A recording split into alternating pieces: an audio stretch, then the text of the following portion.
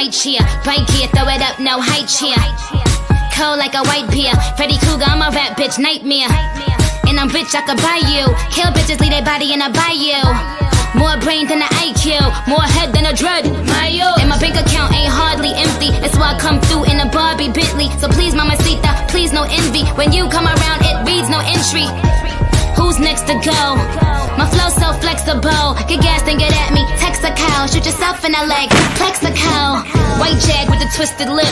I ain't Mike Jack, but this is it. I'm everywhere. You like Balloon Boy, mama, you was never there. I am the Kung Fu Panda. Fuck all of your blogs, fuck all of your propaganda. Good for the goose, then it's good for the gander. Nicki ain't a rapper, Nicki is a brander. Please, you can never compare to me. All these bitches is scared of me. I am who they couldn't even dare to be. So that's all, folks. I go hard, pause, hospital flow, get more pause. I'm a bad bitch on all fours. The president be like, it's all yours. Weezy and Nicki bring the A-game, high stats. Go together like Ricky and his eye patch. Go together like a team in the gym. Kareem in the ring, the queen and the king. Yo, what's good, YouTube? You already know, man. It's your boy, LaRon, female rapper lead, back with another video.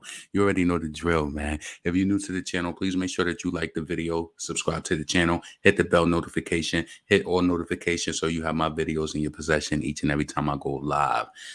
It's late, so you already know. I'm not going to say what it is, but you already know what it is. You know that this can only last but so long. You know what I'm saying? So let's get into it real quick. We're going to play a song. That's why I tried to come on a little earlier so I could just play a song, get to the commentary, and be out.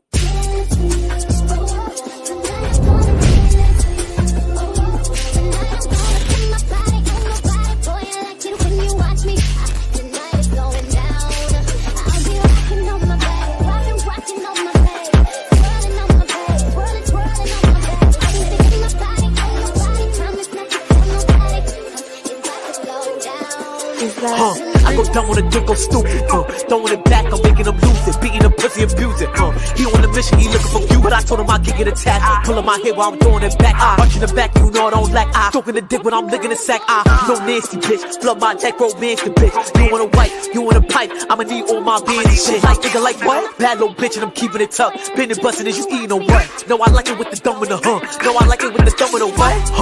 And you know I'm a freak, denying the dick, you know I'm a cheat, bad little bitch, who wants smoke, you know I'm a chief, keep my foot, bitch's neck, you know I'm a geek, right? I need the bread, I need the cheese, I need the green light, yeah, I need the love, I need the bread, I need the cheese, I need the green light, yeah, I need the wanna make that body rock, sit back and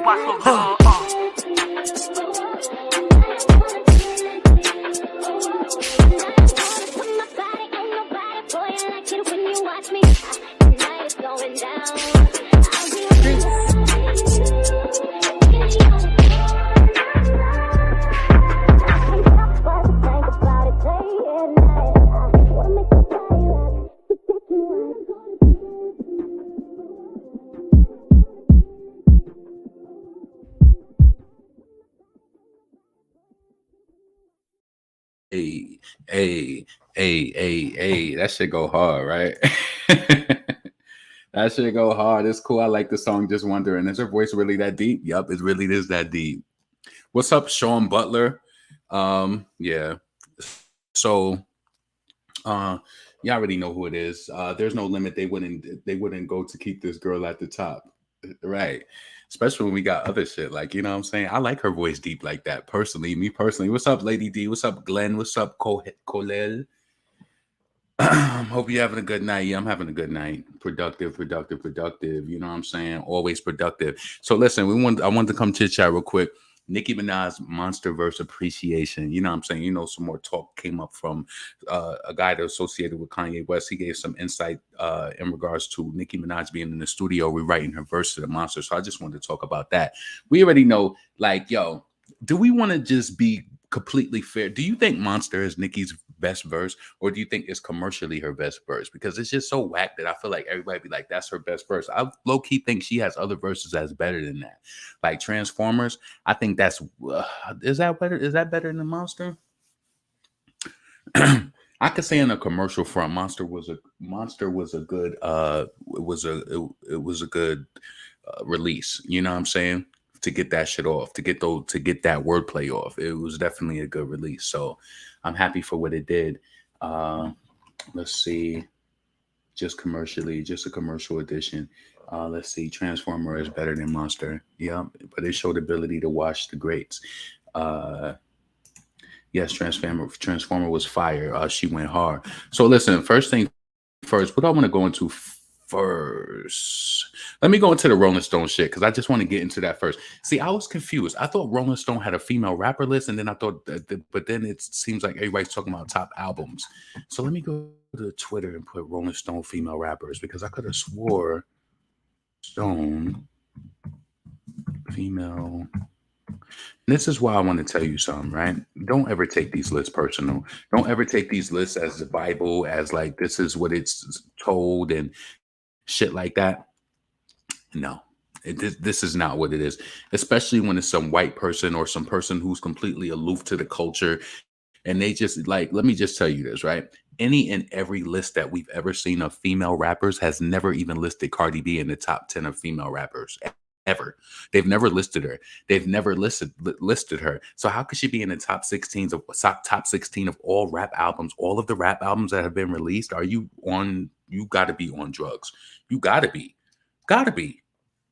So it's not even like, you know what I'm saying? She's getting a little buzz out of this shit. She think everybody's getting a buzz out of who's on the list because people are talking about it. And it is noteworthy that how much they'll try to make this sunken eye. I just don't understand it. Like, why do they do this and go to the extent? And it's just like you got her in videos running on set, like making it look like this person that we know that she's not. It's like she doing all of this shit for Reebok when we know that shit is not top tier, dear. You trying to blow smoke into that shit like it's like some official label. You're not gonna get your fans to revive the label, sweetheart. Nobody wants to wear Reeboks. You know that people in the Bronx trying to get Balenciagas. You know that. You know what they want to rock, and they don't want to rock Reeboks. Not even a project chick want to rock that. She want a pair of Jordans at least. Shit, New York City, Jordans is kind of like whack. Like, you know what I'm saying? They trying to see if you got some designers on your shoe, on your feet. Real talk. So let's see. I'm just scrolling down this real quick. So I thought it was a list of female rappers, but I guess it was a list of albums, right? So I like this person. They said a female rap topic will never be complete if they don't include Foxy Brown when discussing rap albums from females. Il Nana, China Doll, Broken Silence should always be in the ring. She's the first female rapper with 2 #1 albums and all certified gold and higher. That is a fact. And the thing that is just laughable to me is that Cardi B is listed, Megan Thee Stallion is listed, and you know these girls like still ain't even really put in the work. I'm sorry, I hate to tell you this. You could call me hating, whatever, but Cardi's B album is not a classic. You know what I'm saying? Cardi B, even to this day, Cardi B or Megan Thee Stallion, as many records that they putting out, right? With the lack of features and the interest really out there, right? Because the features that they have done, they don't really bubble. So they don't really have a, like, to me, outside of Bodak Yellow, really, what is, like, WAP is sexually explicit. What is she really known for? Like, you know what I'm saying? Like, she don't really have like, nope, not even gonna go there. Nope. Nah. Nope. No. So, like, these people keep doing the things that they want to. They be looking for, sometimes they look through the content and they be wanting some sort of a direction, but you got to pay for that. So, you know, these people got what they got. That's all I'm gonna say. Cardi, she do what she do, but that album is not a classic to me. And I think it's disgusting how they could have a topic with female rappers and act like Get Me Home did not exist, act like I'll Be did not exist. Her whole second album did not exist. Her whole third album did not exist. Like, how? That's crazy to me. Hold on a second. I was just reading that. I should have brought it up, but I just wanted to let's see. Yeah, you mean to tell me? Come on, let me tell you something, right? I ain't even being on no. Well, let me bring this up on the screen as well, because I know people want to see it. Let's see. These white executives don't know what the hell they talking about. Hell no. How was going to be a classic female rap album when not a pen was in sight? Exactly, Aisha. And the crazy thing about it is, again, anytime that you see a list of female rappers, Cardi B is never in the top ranks of female rappers. I've never seen her in the top 10 of female rappers ever, because they know that it's not really that serious. And also, Lil Kim could play buddy buddy and act nice with Cardi or not. She know damn well hardcore is above invasion of privacy. In my opinion, it is. It is. It's way more of an impact album. And she only had 2 singles off of that. And it wasn't the streaming era. It was just the impact of the album. Cardi B album did not have no fucking impact like that. People don't even have a fucking digital copy like that. And they had some after it or something like that, right? Like, come on. Nah. It's a whole different, no. She gassed. Matter of fact, let's get into this real quick. I ain't gonna do that because that's kind of like counter. It don't make sense for me to do that, especially with the song that I played first. I was gonna play the song called "Gassed Up," but nah, that doesn't. No, I'm not gonna do that. I ain't gonna do that. Let's see. She has this so-called. Let's see. She has a so-called good, the best album. Then why she can't sell out a festival? And I really think that that's an amazing question. I think it's an important question. I think it's a question that anybody should ask. Why did you make it seem like you're seemingly in demand for Reebok, sweetie? You made people think that Fashion Nova was swag. You ushered in all that cheap shit. To be honest with you, she watered the game down. She really did. She watered it down. And she made all of these girls think that they could be strippers and rappers, and then she sold them a dream. And the sauce is that she has the help from the algorithm to make her better. It's not that she's better than you, sweetheart. She's flopping on other projects. Be clear, she's not better than you, sweetheart. They just make her look better than you, honestly. Because we stars on every project we drop. We're gonna go number 1 on everything, and people know that. So imagine having a whole project being the first female rapper to have a soundtrack and it don't do nothing. Like what? All this yapping? All the yapping? Yo, I know Cardi is begging. She be like, yo, I know Armand's birthday was just recent. She probably begging for him to do a video. Like, please, I need on the YouTube. They dragging me. Save a bitch. He should make her ass send him a bag. I'll be like, you gotta pay me for this shit, bitch. You gotta pay me. Cardi better have Lil Kim on her album. Didn't Kim pass the fade crown? I don't know. I know Nicki got the crown. So Kim got the crown too, you know what I'm saying, in her own regard, but she's not a current. She ain't running this shit right now. Like, you know what I'm saying? Cardi was higher than Nas, disrespectful. Let's bring that list up, matter of fact, because I was on Twitter just reading some other shit, but I want to bring that list up directly. Let's see. They disrespectful with it. They trying to force her on us. And the thing is, it's like, Cardi, you should realize it's not just the Nicki Minaj fans who's talking shit, sweetheart. People don't really like you like that. They make you think that we like you like that. They put you on us. They keep promoting you and they keep playing your shit. And they want you to win. And they want it to seem like this girl was so good and she came up and she did numbers just like Nicki. And we all know that you're insufficient funds, sweetheart.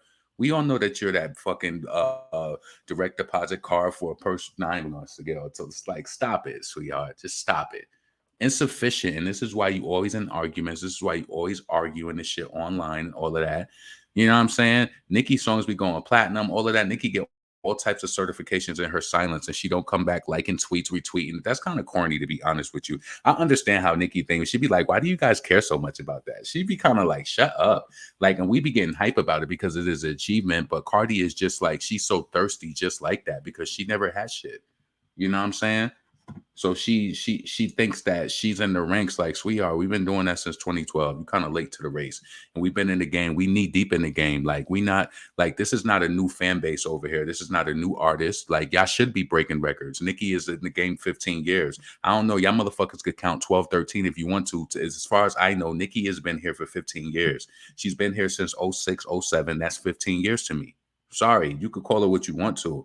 Nicki been running this shit. She's not a new fucking artist. Anything that she charts high with is amazing. If she lasted what was it? How long do we have a problem staying on the charts? Was it 13 weeks? Yeah, it could have did a little longer if she would have got more radio support. But you know, she's still here. She's still making her rounds. $10 million clothing line deals while they doing Reebok. You know what I'm saying? Making it seem like they so mass. Why? You know what's so crazy? Shout out to Reebok for giving people deals though, and like, people like, like that, because it would be a storm if Givenchy or Fendi gave you a deal and expected people to tear the doors down to come in there and get that stuff, and people ain't come buy it. It would be a war. It would be. It would be. It would be, it would be. And that it was, I'm telling you, that shit is going to start to show in business deals. And that was one of the articles that's one of the main things you read as like an artist when they tell you like not to fake your numbers, right? Don't fake your numbers, because what happens is that people see that. And then say, for instance, you get something like, say I go to your page, right? And I see, oh, you're in, say I have a nightclub or some shit like that, or I'm looking for somebody to open up, right? And I'm looking in my local area and I look on Spotify and I see your name is LJ, whatever, right? And I say, oh shit, they got 10,000 listeners. And I look it up and you got mad listeners in the local area too. Oh, I'm about to book you and put you on that. And then when I book it, don't one person come out? You don't fill that bitch up at all. You can't get nobody out to come. You can't, what? You got 500 listeners. Oh, this got to be fake. Shit is not real, or you ain't promoted. And promoting is a part of the package. When they book you, you have to promote it. You have to promote it on your page. It's in your best interest to promote your show so that you can get more people there. So I read articles about that, and it said that it starts to ruin business deals. And I can imagine how the wireless people feel that they have to use Klarna and Afterpay now. And that ain't even trying to be funny, but it's like, it's true. How do they feel when they book an artist for 2 days? Anytime, if Beyonce is booked for 2 days, you best believe they selling out. They selling out, both of them. Nicki sold her date out in 1 day. You can't tell me that if she ain't had both of them days, they would have been sold out. You put your money, what they say, you betted on the wrong bitch. My friend used to always say, yeah, you betted on the wrong bitch. Yo, let me tell you one thing, my friend, yo, shout out to her. I used to love her, yo. She used to be saying the craziest shit. She'd be like, yo, tell me why this nigga, like, she was like, this guy she was fucking with, he started acting funny as shit. So she was like, she stopped fucking with him. She said, yo, I can't wait. She was like, and he fucking with this lame bitch too? She said, watch when I see him, I'm gonna hop right out at the corner store, looking mad good, like mad good. She said, I'm gonna look at that nigga like, nigga, you fucked up. Yeah, nigga, you fucked up. You betted on the wrong bitch. You gave her 2 dates and she ain't sell out to date.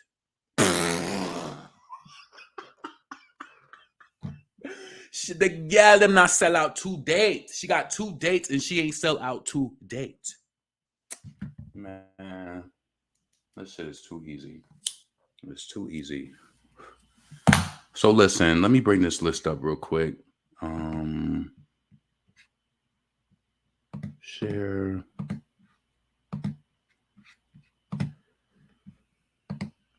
"200 greatest rap albums." We ain't even gonna visit this whole list, but listen, Missy Elliott is on there. I even thought it was weird that with the positions that some of the people was in, and like I don't know. Wait, you know what? Let's go to the front because I want to know who wrote this article, because I like to look up like who wrote it. Well, it's multiple people. These are the albums that have defined hip-hop history, from Run DMC to Playboy Cardi, G-Funk, Drill, Bronx to Houston and beyond. Charles Aaron, there's a lot of people. They wasn't going to let one person do it and be responsible. So multiple people. Looks like this was probably a project they worked on. I want to go to number 1. Let's start from the...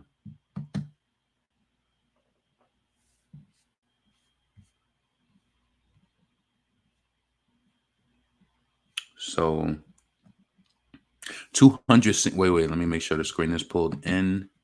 Hold up. Slow down. And then I love you like I love you. 2 dates. What exactly? Like, she ain't sell out 2 dates. You got 2 dates. Like, I ain't trying to hate, but that shit is crazy. Like, why you ain't moving no numbers like that? You're the biggest thing going. You got this Reebok shit. You're running around in studios like you're really happy. I be feeling like these people got pills making them feel this way, because that's not even your really energy. It's like people, you want to do things that are you, but some people will just take something to make it look like, they popping. Like, what happened in the 90s when Foxy said that, fuck, not them Reebok broads, you better know who your wife was. Like, that kind of like ended that Reebok shit. And no girl really, none of the official chicks, they ain't really wear Reeboks like that. But I liked Reeboks, how they look. So I would buy them, but I had multiple pairs of sneakers. So I always felt like this. I always found a way around the thought because I was just like, yo, if you got mad Jordans, you can wear any type of sneakers because really, I want somebody to say something to me. I'll be like, nigga, I got mad pairs of sneakers. You really can't. I could wear a pair of LA Gears if I want to. What could you really say? Like, you got to be confident in yourself. Like, it don't matter what I got on my feet. I have multiple pairs of shoes, so it's like that shit don't matter. I like wearing corny sneakers sometimes, so you could think that I'm slipping. Nigga, no, I like you think they corny, but I like a lot of different shoes. But that was then. We talking about 2022. Ain't nobody wearing no damn Reeboks.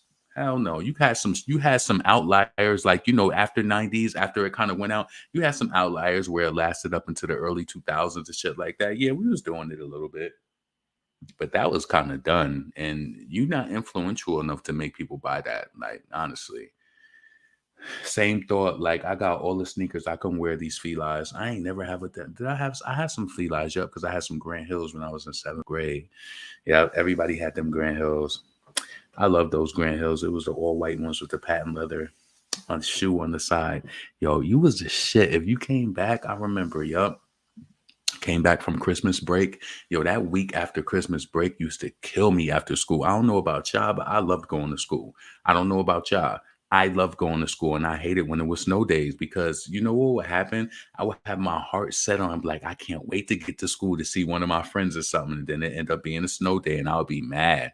Like, I don't know. I be feeling like sometimes, like, am I a different type of individual? Because, like, when I be saying shit to people, it'd be like sometimes it'd be shit that be making them mad, where like that shit be kind of like it don't be making me. I be liking to go to. I like to go to school. Shit, I didn't hate it at home, but you know what it was for me. I like to be busy because I felt like when I was younger, especially with dealing with like a death at a young age, and like when I was in 9th grade and going through that, I like to keep myself busy. So I love being in school and being around my friends and then going to work. It was like a whole process. So I liked it.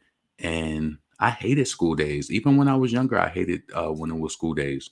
But you know what was so funny? I paid attention to it at a young age, but I never said nothing. But I noticed my mom would do it every single year. In New York, I don't know what it was. Every single year, we would just have the coldest day. And my mom, I love her so much every single day. And for one day in the school year, she would pick one day where she just didn't go to work and she stayed home and we stayed home with her. She would just, she would either not go to work or call in, or it would always be the coldest day where we would just stay home and she ain't send us. And I would always hear her outside and she'd be like, yeah, they're not going today. She would be telling the bus lady, like, they're not going today, and telling them to go on or whatever. But yep. Mm-hmm. Good times. That's the stuff you think about when I don't know why, but I've been thinking about stuff like that lately. Like, like shit be crazy. Sometimes you just never know like when shit happens. But I think about my life and all of the shit that I've been through and like and my mom being there. And I just think about memories like that. Like I haven't thought about that thought that deep in a while. Like her actually opening up the door and going outside and me hearing her. Like I used to feel so good. She'd be like, "Yep, they're not going today." She would go out and tell the bus like, "They not coming, they not going." And I'll be so happy. Like I'll be mad cozy in the bed. My mom would always come in when it'd be cold at night. She would come in and tuck the covers and stuff. That's just little things to show that you care. That shit made me feel so good. She didn't realize it though, but yep, it did. I would act like I was asleep every time she would do it too. Yep, she would come in, just make sure the covers was under our feet, make sure it was tucked in. She would tuck it, make sure you was tucked in. I love her so much. Yep. Yeah. Let's see. Yes, friends, please don't forget to like the video. My mom did that too. She'll take us to Blockbuster and we'll get snacks and binge movies. Yep, I love Blockbuster. She'd be like, y'all rent the same shit. And she would pay for the same shit all the time. Y'all rent the same shit. Let me read this article after I done went off on a damn tangent. Let's see.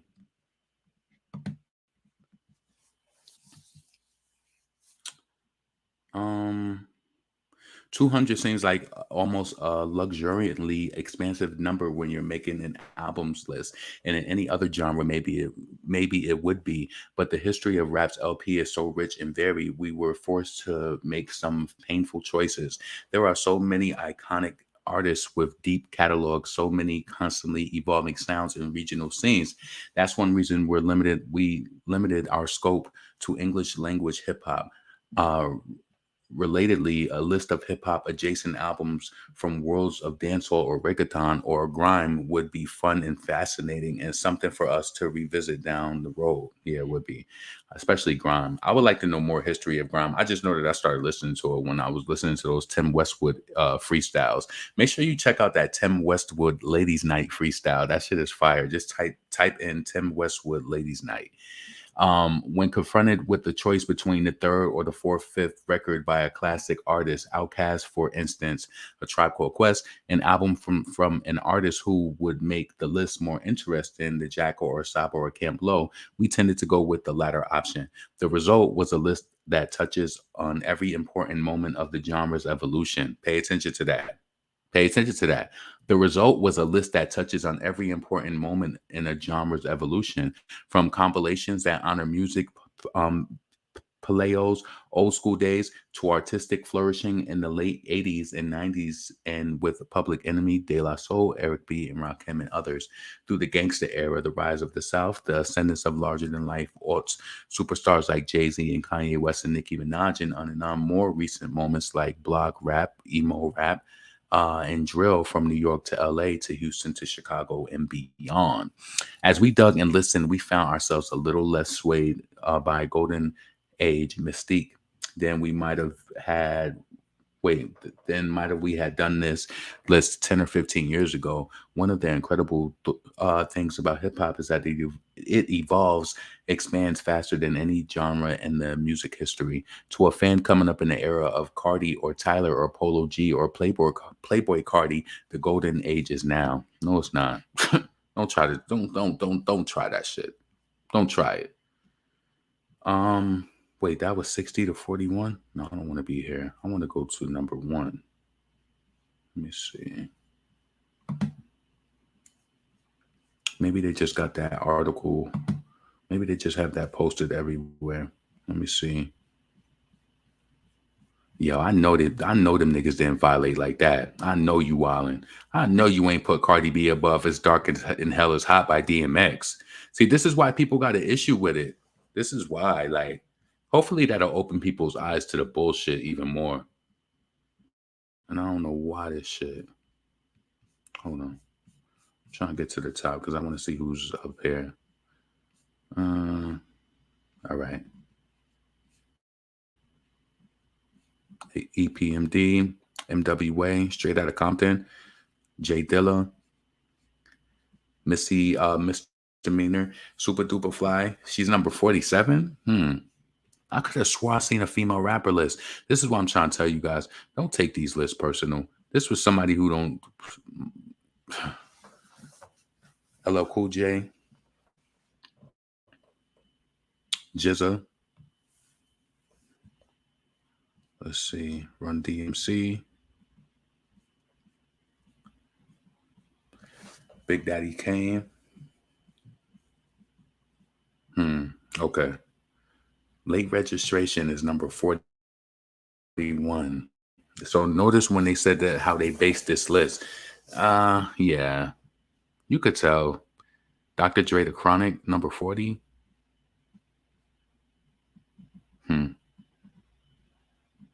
Okay. Yo, so they telling us that Cardi's album is over the Carter 3? What? Hold on. Why did this shit just jump like this? Hold on. Nicki Minaj, number 31. Chief Keef. De La Soul.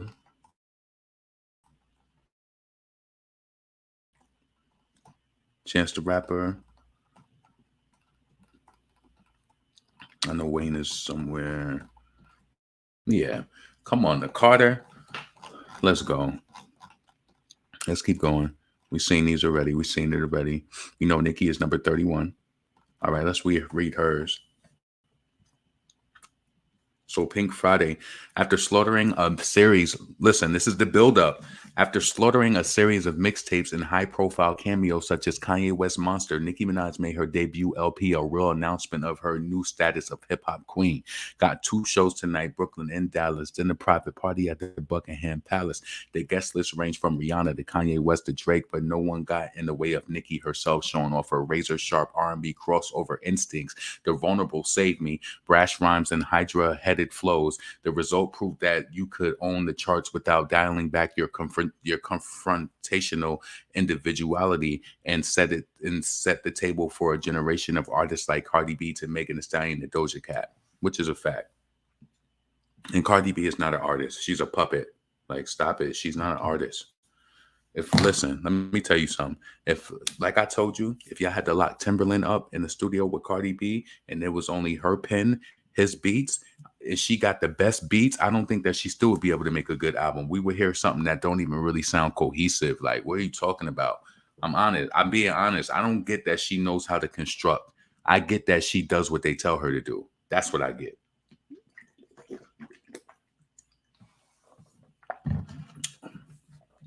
Yo, I hate when I put these headphones on, then I got my AirPods on under it because I'm just like, yo, why is my ear hurting? Then I pull this shit up and it's like, yo, that damn AirPod is like smushed into my damn skull. Like, shit. I had to step out tonight. I got some good ass weed. I got some good ass weed. So, you know, let's see. Can't be ugly on the inside and out. Gotta make sense. Pick one. Let's see. It seems like Cardi and Meg be getting handouts. For no reason. Gas for no reason. Invasion of privacy was cute, but not over a good kid. Mad City. They wild. Yeah, this whole list is just a damn. I don't even know what to call it. Let's see. The Beastie Boys. Tupac, All Eyes on Me. Yo, I love this album, Infamous. My brother loved Mobb Deep. I always remember Mobb Deep because of my brother. Shook Ones, that was a classic. Yup, this is a New York classic. If you know, you know. If you don't, you don't. I always hear a lot of Southern people love Outkast and blast their shit, and I didn't really get into them, so that's probably like a regional thing too. Jay-Z, Reasonable Doubt, are you crazy? Yeah. Is y'all niggas crazy? I bet you would be Swayze. Stop acting like a baby. Mind your this lady. Nosy people get it too. When you hear me spit at you, you know I'm trying to get rid of you. Yeah, I know it's pitiful. Watch my niggas down. Watch my niggas bounce. Nas, Illmatic, number 24. It's a lot of albums. Nas wasn't the only one, though. That was below Cardi. That shouldn't have been. It's dark as hell and hell is hot. Oh, I love that shit. What's on y'all niggas' mind? Fucking with D. I know somebody young told you about fucking with D. Stuck in the tree is what you will be under that. And I'm a dog. Look at that. What's that? That was my shit. I love that album. The snake, the cat, the rat, the dog.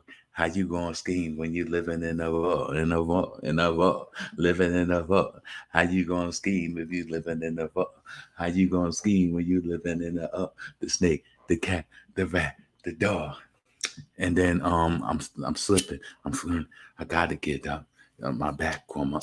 Just to tear shit. That's my. This whole album is really my shit. This is a classic. There's no way that the Invasion of Privacy was over that at all.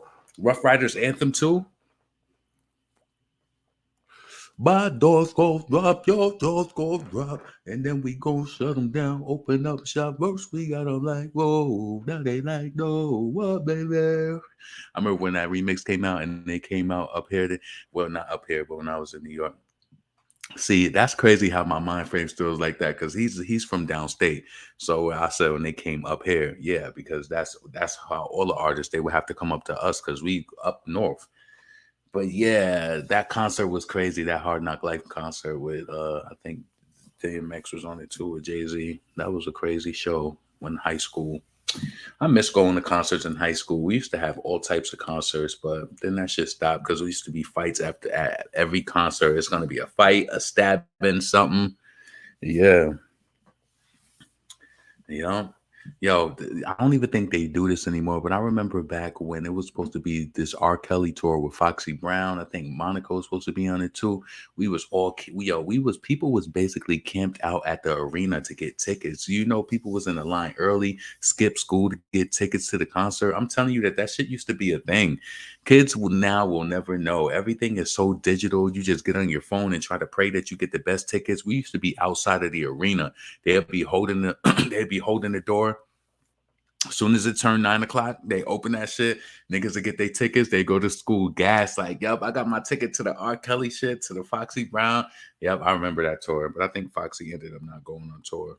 She didn't end up completing it. I think that's what was around when she was working on China Doll.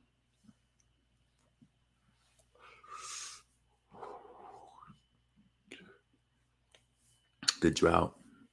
Even that. That's crazy. Future DS2. Little Kim Hardcore. What was one of my favorite songs? Hasta la vista, bye bye, kiss your kids. It's the gangster shit. When you know she didn't write this. What you think this is, nigga? Calm yourself. It's little robbery. You got stricken with the these me.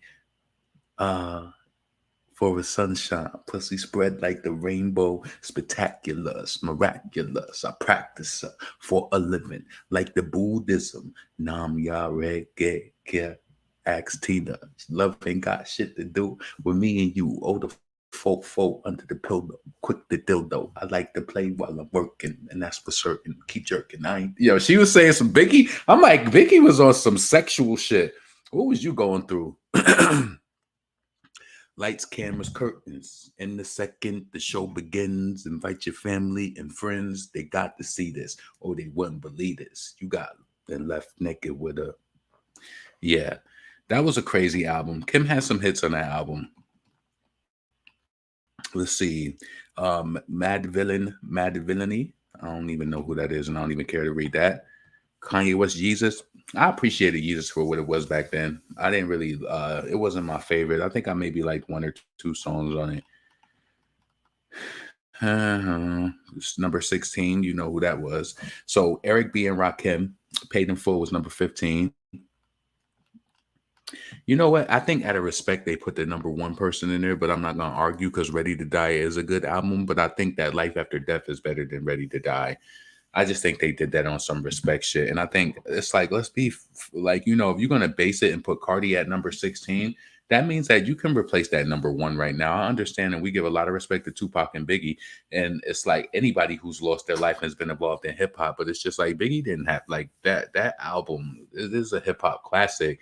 I think it deserves to probably be in the top 10. But I think if you're moving it around based on, you know, current times and stuff like that, I think that a different album could be in number one. I would have been satisfied seeing the Jay-Z album in that at least Reasonable Doubt, or, you know. Or who do you think would have been even? Whose album do you think would have been perfect for that number one spot? We ain't even get there yet. I'm sorry, you talking about that shit. I would never be so phony in Saucony's. I would never be so phony in Saucony's, acting like you know me. Know me, not me. In Saucony's, never phony in Saucony's. I ain't one only.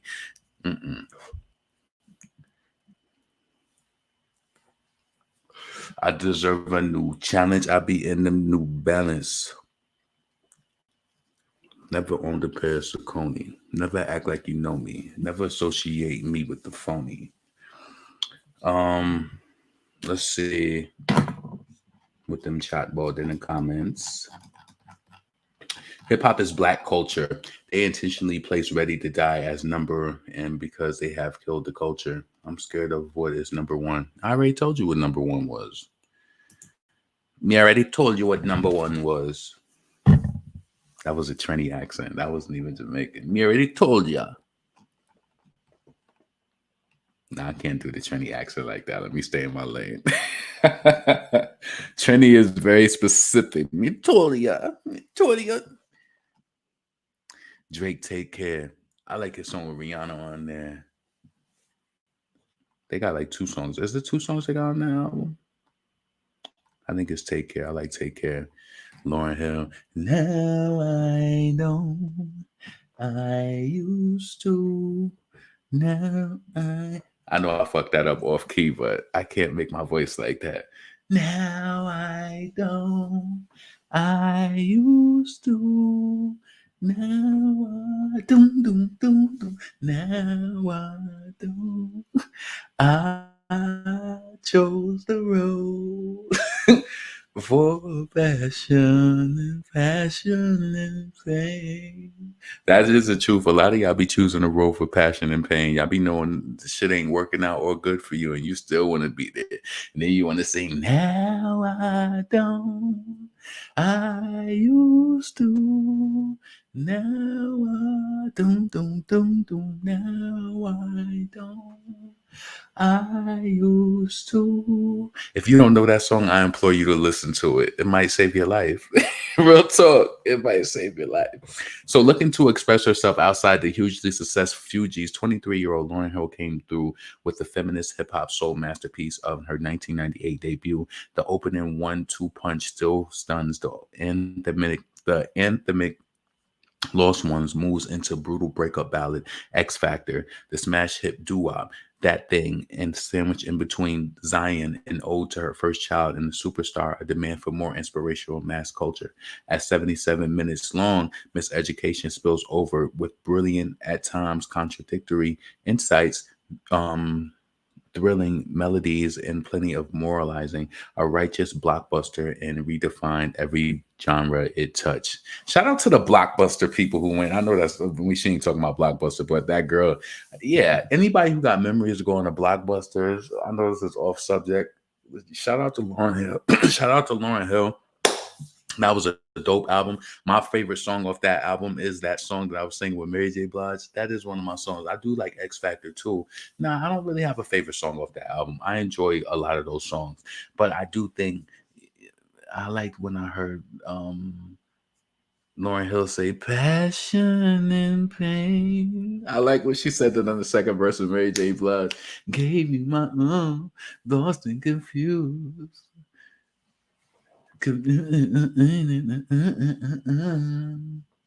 Yeah, that's my shit. I love that song. I love that.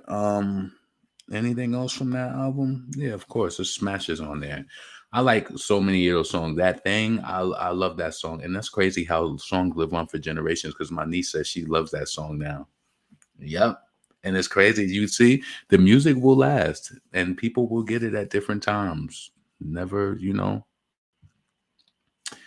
Let's see. A Tribe Called Quest, a Low End, 1991. Wu-Tang Clan, Into the Wu-Tang 36 Chambers. Everybody had that album. Everybody liked that outcome. Yeah, we had that album. Yeah. That's crazy when you look at shit and be like 1993. Missy So Addicted is number 7. Are you crazy? Okay. All right. Go Missy. Kanye West, my Beautiful Dark Twisted Fantasy, number 6. Kendrick Lamar, To Pimp a Butterfly, number 5.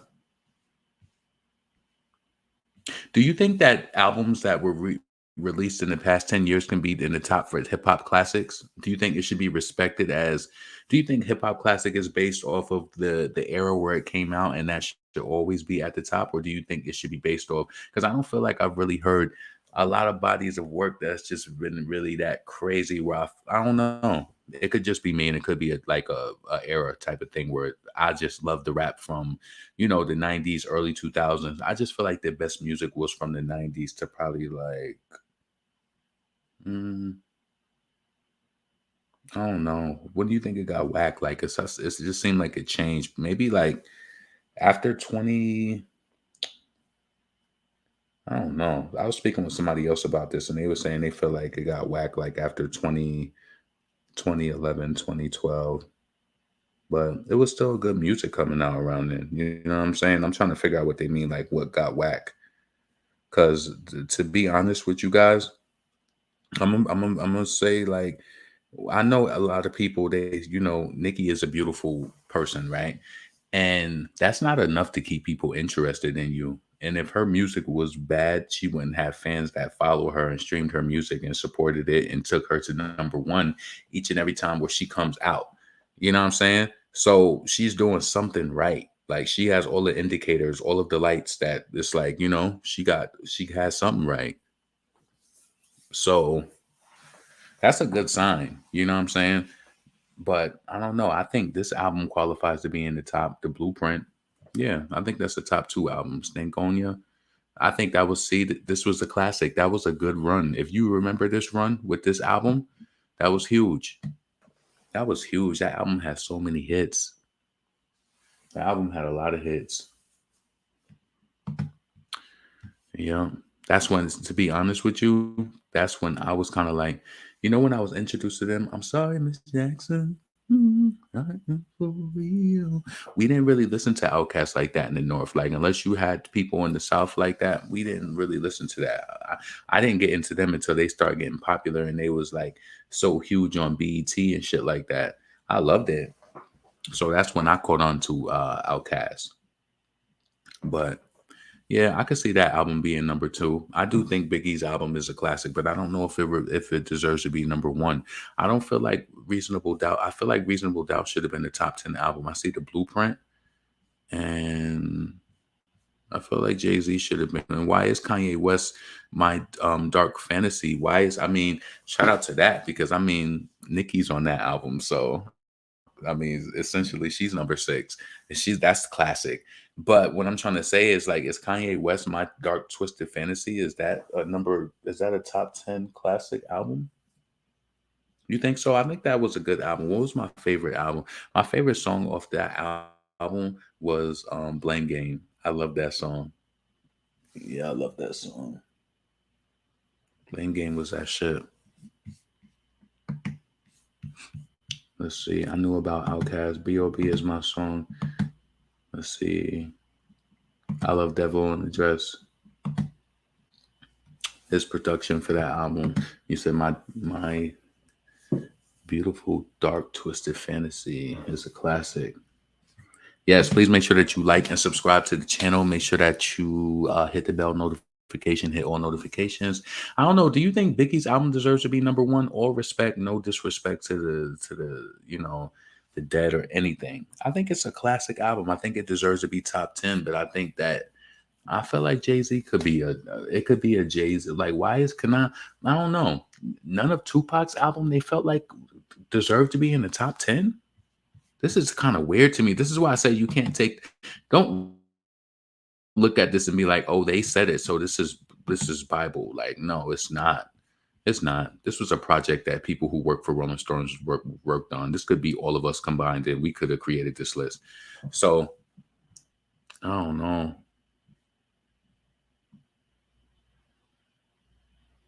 I think it was just a respect thing.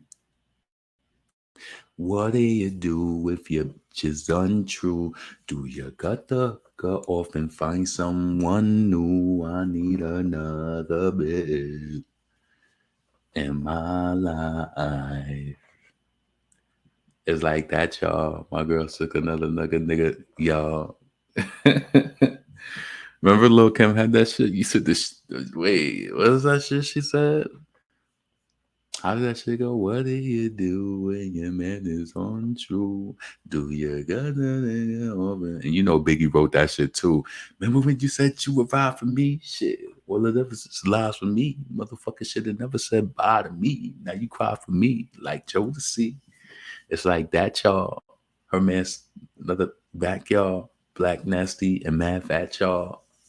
You should have seen the hoe. Nigga, pack your shit, you out the door. Oh, what about the fighting in my ride? Just seen your girl popped outside my sister's garage. Said it with your friends, Rob. Bullshit. I ain't gonna keep putting up with your bullshit. But see, I never stress these bitches. QB hang like plaques on the wall in your kitchen. Scaling fishes. My love is concrete. Stashing the heat in the passenger seat of the Nordica Jeep. We be down for so long. A bitch, wait, you been down for so long.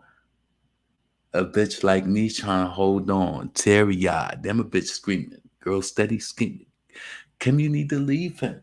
When I testified in court, I couldn't think straight, thinking about the bitches I fought over you. But nigga, how the shit you talk to fuck you? And leaving is my last resort. See, 9 out of 10 niggas ain't shit. 1 out of 5 niggas suck your dick. You mad at me? Too bad she ain't bad as me. Shit, I left the freak bitch off my canopy. Now you see, ain't no pussy long as mine, warm as mine. Yo, Kim was spazzing back then, but I know Biggie wrote that shit though.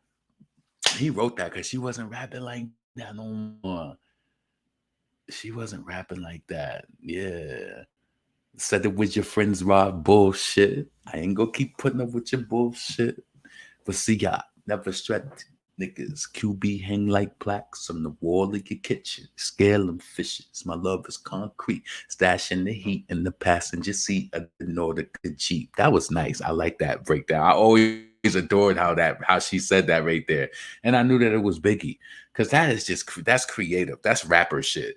Stashing the heat in the passenger seat of the Nordic Jeep. You've been down for so long. Still a bitch like me trying to hold on. Terry, God, damn a bitch screaming. Friend steady screaming. Kim, you need to leave it.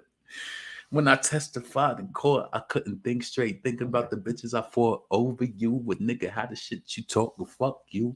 Leaving is the last resort. That was a classic. People used to love that song. Another. I think it's called Another. What do you do when your bitch is untrue? Do you cut the hooker off and find someone new? I need another bitch. No, I love "Sky's the Limit." That is my favorite song on Life After Death. So I think Life After Death is better than Ready to Die. Me personally, like, give me the loot, all of that, respect, all of that. That's cool. I really do love Ready to Die, but I feel like Life After Death is better. Biggie trademark flow over that album, yeah, and especially on that Drugs, never afloat, never have you seen such magnificence in the Black Princess. Yes, float for nom. Yeah, that's Biggie. Especially in No Time too. That's Biggie. You could hear it. But yeah, I wish that they gave Foxy Brown more love. I wish that they would have mentioned her album Il Nana because it was a classic. She did have platinum and gold singles off that album. It was a classic. Everybody knew Get Me Home. Foxy Brown was campaigning hard back then. She had singles out outside of her album. She was moving. She had Big Bad Mama out when her album was soundtrack money coming in. She was moving. Like, Foxy wasn't lazy. She was moving back then. So this is crazy to me that they would, like, why didn't even bring up the Brat? Like, all the other female rappers, why wasn't the Brat brought up? You mean to tell me that she didn't deserve, her album ain't deserve Functified? None of her albums? They could put Soleil up over Cardi. They could put, I don't care if it's 4, 5, 6, 7, 8 in the morning. You better call me when you think you getting horny. I don't give a damn about you. They could put that shit, yo. I would be like, yeah, she do deserve to be there more than Cardi. And I would act like I liked it. Yeah. I don't care if it's 4, 5, 6, 7, 8 in the morning. You better call me if you think you can. I don't give a. I like that. I like how she did that in that verse too. I don't give a. Was that Candy? Why do I feel like that sound like Candy? Biggie Missing You, Life After Death is so deep. Yeah, that is deep. Also, Little C's got this song called Daydreaming that we used to love when we was younger. Oh my God. Yeah, you gotta listen to Little C's song called Daydreaming with 112. Life is so hard, yo. I'm being honest with you. Like, I'm telling you, a few years ago, I was telling you, we used to be one of those families where shit didn't really just happen. Like, we didn't really lose a lot of people. It was just like shit always happened around us. But I'm telling you, when them deaths start happening, it start becoming real. Like, mortality is real. People get older, people die, and there's gonna be some shit that's gonna hurt you. That's gonna happen. You might think you dodging everything now. You listen, some shit gonna happen. The older we get, the older some shit gonna happen. Some shit is gonna happen, and you just gotta make sure you keep your shit right. One thing I will tell you is a cheat code.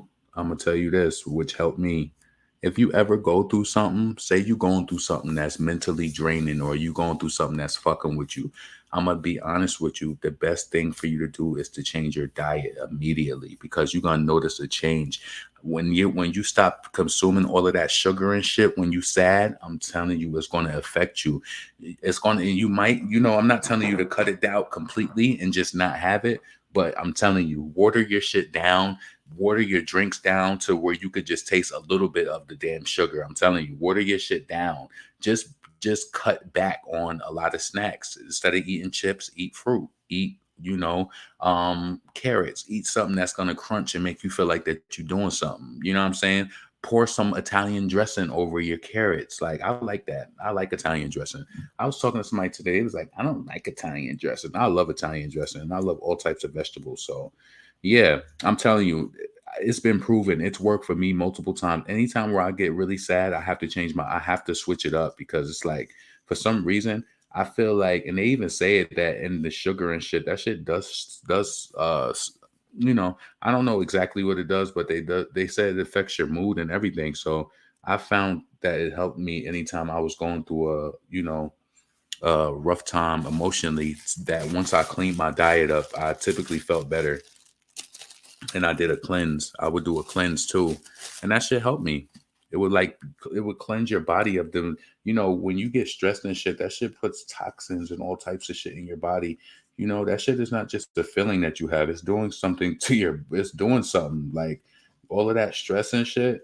You got to release that shit. So I would do cleanses, and I would do this one cleanse called the cleaner. I'm not telling you to take it. I'm not telling you at all to take it. If you do any type of cleanse, you got to be careful. And especially with this one, you got to make sure you're able to go to the bathroom like that, because that shit will run through you. And you got to make sure you drink a lot of water. It's a good cleanse. But I'm telling you, anytime I start feeling sad, I'm telling you, anytime when you feel sad, do a cleanse, and then come back and tell me, and write in the comments and tell me how you felt. Do a cleanse. Just drink your water. Just drink it. Just drink water. Eat your fruits and vegetables, and then you'll notice, and start taking, like, your magnesium, your zinc, and you'll notice in a few days that you feel better. You will. Sometimes that sugar and shit is just the worst for us, but we should be so addicted to it. Like, my new shit right now, I don't know why it is though, Rap. I love when Chick-fil-A be putting these little flavors in their drink. So they got that berry drink, right? And I know that shit is $2, and it be a small ass cup, but I be getting it because I like that little plastic cup they put it in. And then I like it because it got this little berry taste to it. Some people don't like it, but I like it. The reason why I like it, because I know that they use like real fruit stuff, like real extract. I know that they use that. So I be getting that shit. I like that berry little drink. Only thing I don't like about it is that before they had the larger cups, and now they think they slick. They just charging $2.29 for that small cup. I'm gonna ask them, I'm like, can you get a refill on that? Because you typically can get a refill for everything. And I know you motherfuckers gonna save some money during the pandemic when people wasn't able to come into them stores like that. I want to tell them, yeah, Chick-fil-A, I want to know how much money you guys save globally by all of those months that people could not come in and get an extra cup of lemonade or whatever. In Chick-fil-A, you could sit in that bitch and fill your cup up all day, but you gonna probably have a fucking you probably gonna get heartburn drinking all that damn lemonade, because I'm telling you, that shit'll fuck your stomach up. It'll fuck it up in a heartbeat. Let me get Biggie off the screen. I want to play this audio from the guy who was talking about Nicki Minaj Monster Verse.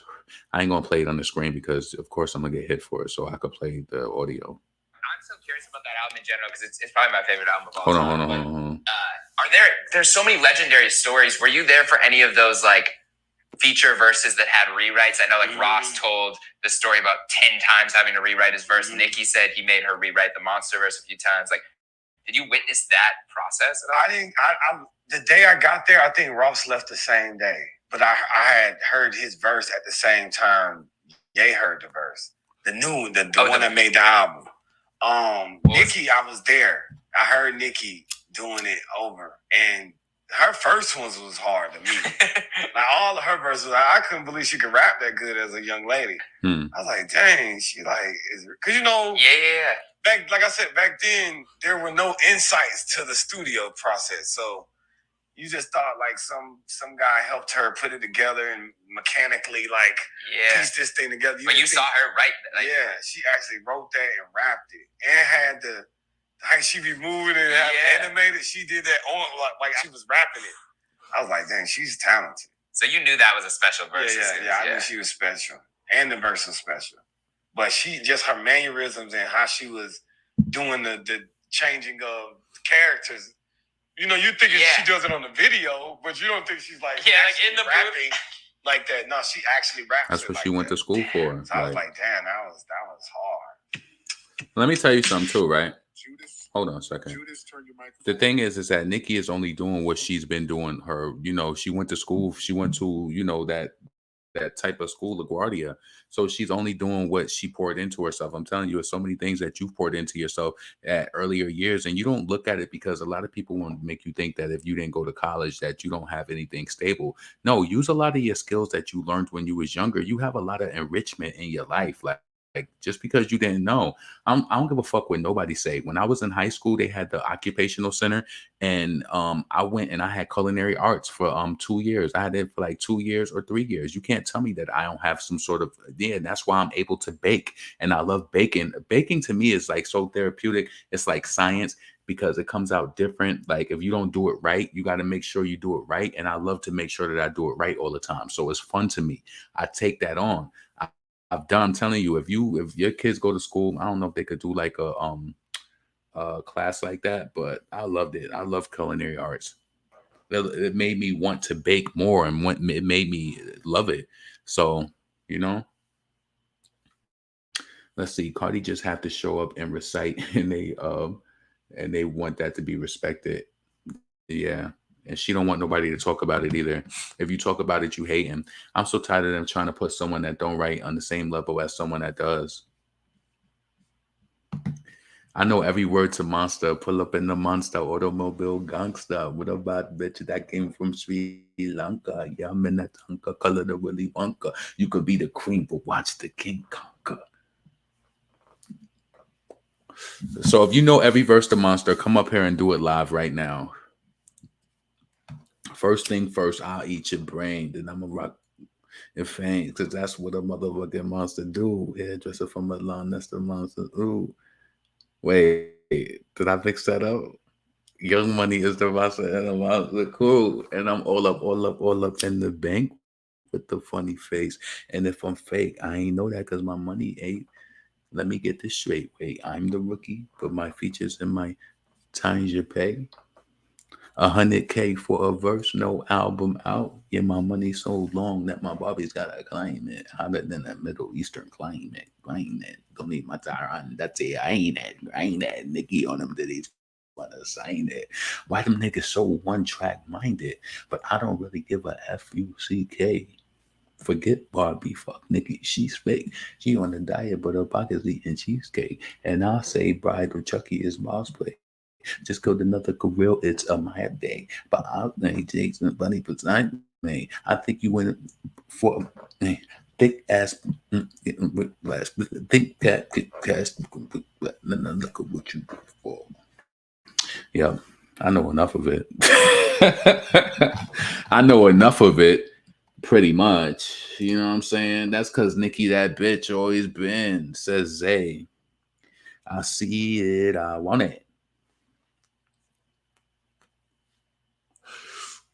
Erica, I've been doing something like that, adding more natural foods to my daily eating than processed.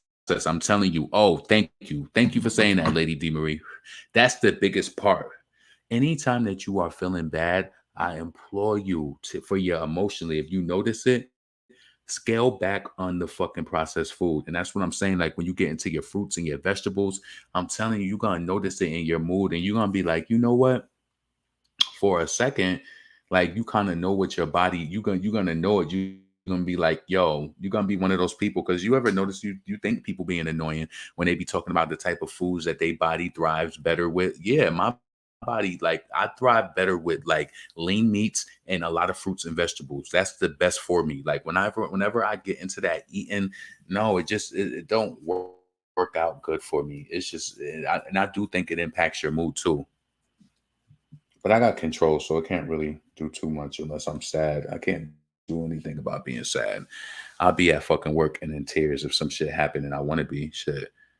That shit happened to me recently. I was thinking about some shit that happened and I was doing something at work and then one of my coworkers kept trying to talk to me and I was just like, damn, like I'm already turned around. She always doing something like this. Like, yo, you know what's so crazy? Like people who are not self-aware, that shit bugs me out. I came to work today. I took out my headphones, right? I'm talking to my coworker. I said, I'm putting my AirPod in under my my headphones or whatever, right? She sees me do that and she still keeps talking to me and I'm trying to keep my head down like I'm looking at something and she just keeps talking and talking and talking and I'm talking back because I don't want to be mean and it's early in the morning, but I like to be left the fuck alone, to be honest with you. I do. Especially early in the morning. I like to joke around, but I'm one of those people, I'm very respectful of your space. If I see you, even if you sit across from me, I'm going to come in, I'm going to say, good morning, how you doing today? Whatever, right? And that's going to be, we might talk and chop it up a little bit, but I'm not overbearing. I'm not. And I think people don't know how to be like that. And the crazy thing about it is, right, it's this older black lady. She's been working at my job for probably over 15 years. And she came into the area and she was just like, yeah, she was like, you guys doing too much talking back here. And I was like, that's not me. I said, I'm working on my projects and, going through my spreadsheet. That's not me. Because she was just like, I'm hearing y'all talking too much. And she was like, one of the ladies that worked there, she's going through some treatment. And she was like, you guys got to quiet down. And I'm telling you, it's her. She's always talking to me about something. It's always every day. She telling me how, my daughter, she don't speak yet, but she keep going. She do this every day. She tell me that she talked to her daughter. Like, and I'd be like, okay. I'd be laughing like, okay, that's cute. Show me her pictures of her daughter every day. I said, this girl must have maybe not have no friends, but she wearing me out. You ever had somebody wearing you out emotionally, psychologically, and they don't even realize it? They don't realize how much of a burden they are. They don't realize this is why you don't like to spend time with them. Like, they don't realize that. They don't realize why you're so resistant and you don't text them back. You know what it is with me? I don't fake the funk either. With her, I don't continue text patterns. Like even at work today, she texted me something talking about another coworker. I didn't respond back to that shit. No, you're not getting me caught up in that, sweetheart. Because you was already trying to be messy because this girl was trying to help her out, right? So I'm telling her days is going to be numbered. But an employee called back with her employer on the phone in regards to an issue that she had, and she started getting she was upset because the girl had like checked her about it and was just like, this was there and you should have did this or whatever, right? So when before I came in, she kept sending me all these text messages like, oh, I'm about to curse Crystal out. She tried to show off and she said that she missed the call because she was helping me out. And she was like, this bitch came over to my desk. After she got her food, she went out and got fish and she came over to my desk smelling like tuna. And I just was like, I'm not responding back to this message, personal message or not. Like, yeah, this is a personal text message and I didn't respond back to you. I don't never let nobody put me under pressure like that. Nah. I only respond or, if I want to on some shit like that. But nah, this is why I can't fuck with you like that, because low key, nothing is worse than a person who create their own issues. And I'm telling you this because I used to do that shit before myself, right? But she's so tone deaf. And the one thing I could promise you in life, don't let nobody just tell you what to do, but at least be a person that's receptive. Don't be one of those people. And my mom taught me this at an early age. Just don't be a person who can't be told nothing. Like, say you doing something wrong. I try to tell her, like, yo, I try to really tell her yesterday, like, yo, take these phone calls on like these is your friends calling in and you want to help them out. I hear her on every phone call. She's angry. And I'm telling you, sweetheart, these is high profile employers, like we working for, like, we handling policies. Like, and not saying that Macy's is high profile or, Nordstrom Rack. Like, we handle different employers. Like, we handle their benefits and shit like that. We are responsible for setting them up. We respond, if there's any issues, like if they having a problem with the insurance company not paying, we have to get involved, and we have to be helpful. You know, when you get me on the phone and you calling in and saying, hey, I've been reaching out to the insurance company, I can't get this paid, can you help me? Right? When you get me on the phone, I want to be helpful. I want, even if I promise you today, let me tell you something. And I don't know what type of jobs y'all got out there, but I just want to inspire you. I had somebody on the phone today that was cursing at me, and I did not give a fuck. And I actually understood why he was mad, because he spoke to 4 other people before them, and they didn't see that he sent in this information to change his policy. Could you imagine calling somewhere for 4 weeks in a row and people telling you that you didn't send the information in? I opened it up, looked at the notes, looked through it. I went through it page by page, and he told me everything he sent. And he said, you're the only person who's seen it, because I take my time. I do. I like to do my shit right. I'm thorough. I don't give a fuck what. No, I might fuck up outside. I might say I'm gonna mop my floor tonight, and then I'll end up doing it 2 days later. But when it comes to my job, the job, I don't play that shit, because I don't like people to come back. So I just like to be thorough. And I think that that's also, my coworker feels intimidated just by the way that I handle my shit. I'm very organized. I'm very consistent, and I can't help it. I just feel like you should want to be the best. Like, you should want to put your best foot forward. If you, anybody that's listening to this, if you have the type of job where people call in and you have to leave like some sort of documentation and notes, do your best job, because you don't want no shit to come back to you. Like, you don't want it to come back. Like, and the biggest thing is you gotta use, the crazy part about it is, right, the black lady who told us that we was talking too much, right? So she came over, so she was pretty much like the coach, and she was like, the one who was helping us. Like, say I had an issue processing an application or something like that, she would come over and help us. So it got to a point, like maybe after the first 2 weeks, she said, all right, now I'm about to start asking you, did y'all start looking in certain places? Because you got to look in certain places to check notes and check policies and read stuff. So she would start coming over there and asking, did you look here? Did you look here? And then I understood it, and I took the corrective, not corrective action, because it wasn't corrective action. I took it upon myself to do those things that she suggested, right? Because you want to be better. And then she telling me this, right? So she's going over to her and asking her, did she check there? And she getting an attitude. Why are you getting an attitude with this lady? Did you check there? We've been here listen, our 90 days is at the end of this month. Why are you not checking there? We only had 30 days of training. We've been on the floor for almost 60 days. Like, we've been on the floor, like doing our job, building cases, processing applications for 60 days. You know what I'm saying? We pretty much got the gist of the job now, honestly. And she's still getting mad. Like, I'm telling you, I'm gonna be honest with you. I take it as a blessing. Not only we getting paid like decent money, and you coming in there with an attitude, I'm like, they gonna get rid of you. They not gonna pay you this money, and then you got an attitude with people who paying good money for benefits. Nah. I tried to be helpful. I was like, yo, act like she was like, that's my problem. And you know what it is, right? She's so tone deaf. So this is what it was. She was trying to make me feel some type of way, but I would never feel no type of way, right? I said, when you look at these phone calls, I said, just look at it and just be like a little fake friend to them that you want to get something resolved for them. When they call in and tell you like, hey, Cigna has not paid my claim. I'm having the issues. I laid all this information out, be they friend, like, you know what, I'm gonna get this resolved for you. That's what I always do when I speak to anybody. And you know what the issue is with me? I always get those people who want to get my personal extension. They do, because I'm suave. I get shit done. Yes, I do. I go through. Yes, I do. They always want my extension. They always do. And I love that, though, because it lets me know that I'm doing a good job also. You know what I'm saying? You want to handle people right. And I don't want nobody speaking to my mother sideways. And, now that I think about it, the apple don't fall too far from the tree. My mom, she is just like me, too, because I remember it was one time where her job, it was open enrollment for you to choose your benefits. And it was my job where I worked at and another competing insurance company up in the area where we're from, right? So she was like, hey, I called your job today and I spoke to this girl. She was like, she didn't even really know about the benefits. She was like, I don't know, but it made me felt like she was incompetent, and I'm not going to go with your company. I'm going to go with the other one. And I was like, damn. And what that let me know is that is the truth, because they would talk about that in meetings, like, make sure that you sound confident, make sure that you give the information, make sure that you're thorough, make sure that you give extra. So that is true. people, if they don't sound confident, let me tell you, I be getting the phone calls from people who've called 5 times in one day, and then when they speak to me, they're at ease. Oh my God, I'm glad I spoke to you. You know, she told me that my application was all wrong. I was like, no, we was just missing the signature.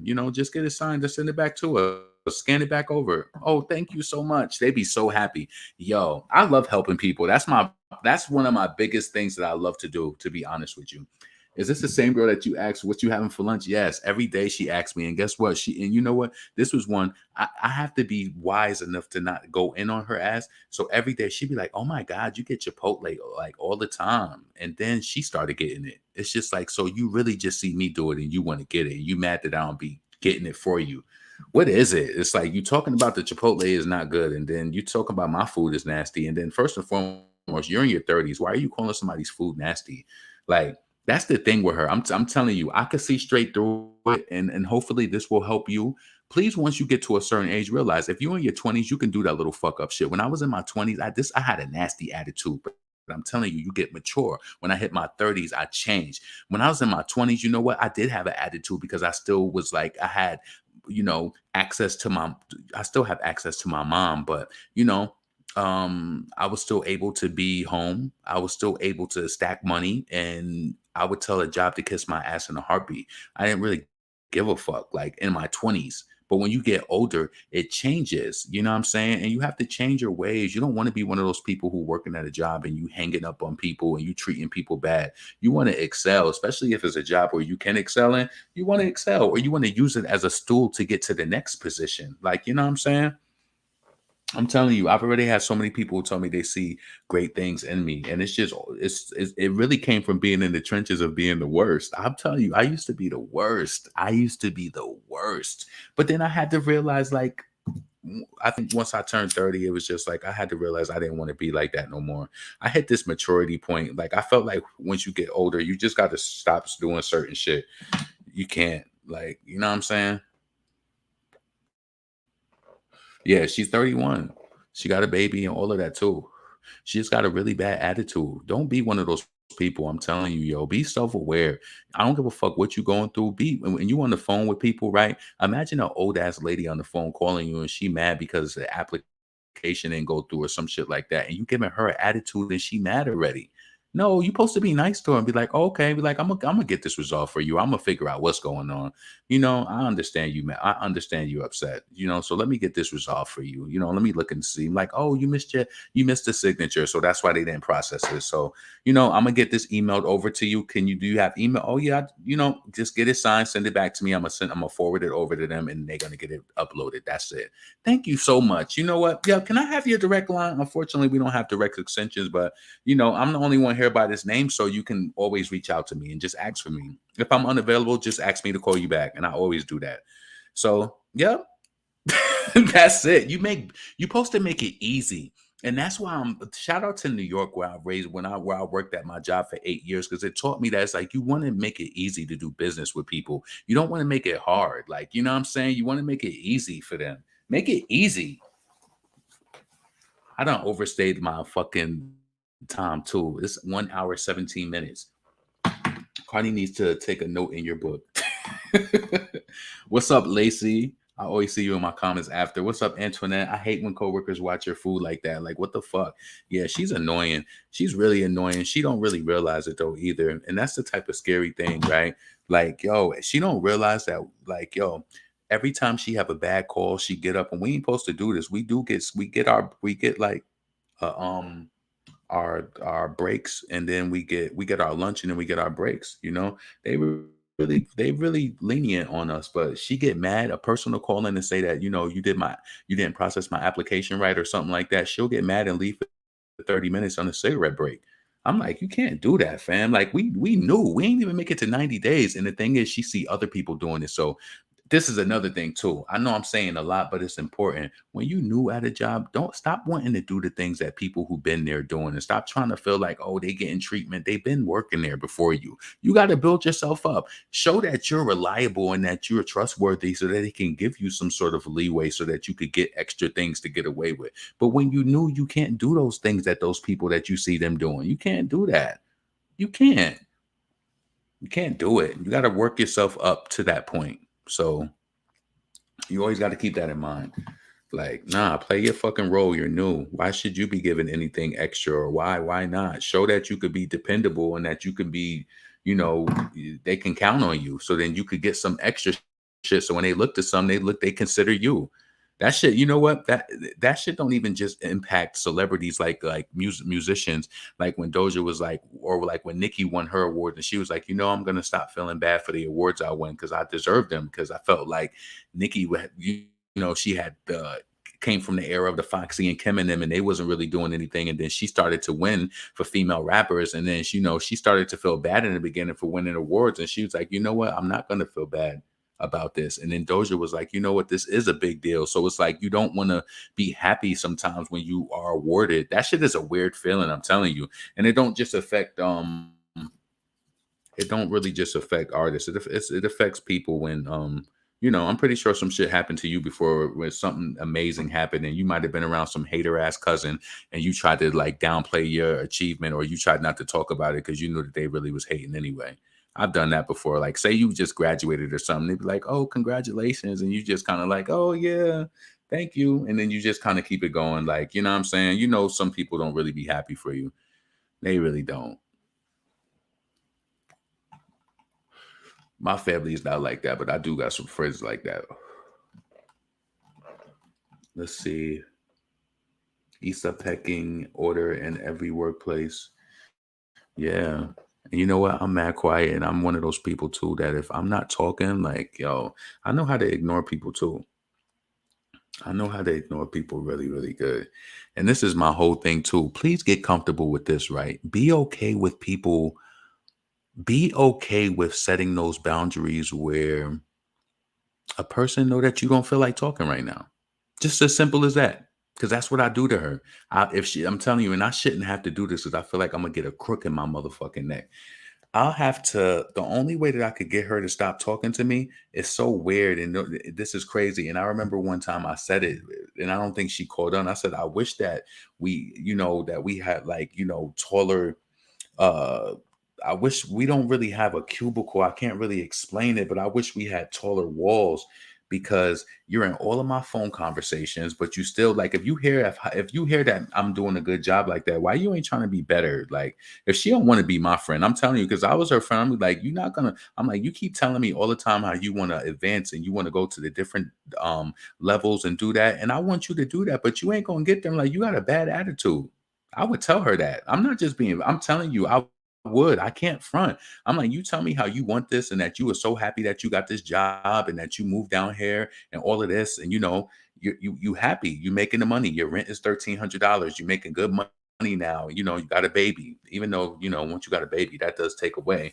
But shit, you doing good. But then you got the job, and then you acting nasty. I know somebody who need a job right now, and they would rock this shit.